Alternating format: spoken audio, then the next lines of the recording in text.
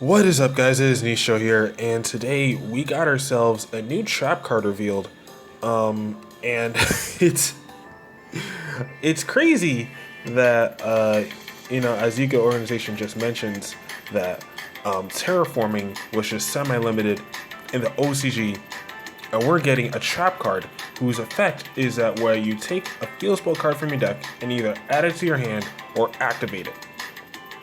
It's pretty free, right? So it's just terraforming if it was a trap card, and they just decide to make it a little better and give you the chance to activate it as well. Because there are some field spells where you would get a little benefit if you activate it.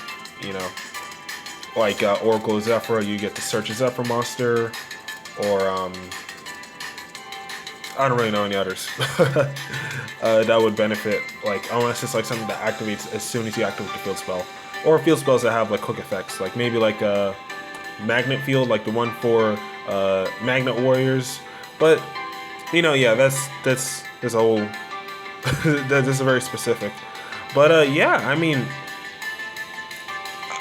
I don't know honestly how this card is going to be used, because it's a trap card and it searches field spells, and honestly, it's like in the OCG, I can see a need for this where it's like, okay, maybe True Dracos, they only have one diagram now, so they want to use this to have 6 ways to diagram instead of just 3. Because since diagram is limited and terraforming is semi-limited, you really only have 3 ways to go into diagram. But with this card, you have 6 ways if you would play 3 copies of it. Now, honestly,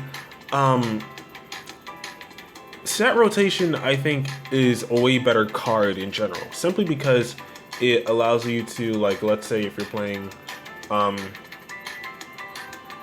like Cosmo or something, you get to set like a Cosmo Town on their side and something else on your side, and then you get to pop their Cosmo Town and then activate. If you're playing True Dracos with it, activate your Draconic Diagram, and then you kind of get like this trade-off where you search a Kaiju as well, and you get your own field spell, so it's kind of like a double plus on your part. But with a card like this, it's really only just like a 1-for-1, even though it is like a normal trap and it's easy to use, and it doesn't require you to have 2 different field spell cards. I feel like set rotation definitely has an edge over this card in competitive play, but I feel like this card has more of an edge in just how useful it can be, because there are times where, because of set rotation's restrictions, that you may not be able to do everything that you want with the field spells, versus this where you can just activate it or search it, and yeah, I mean,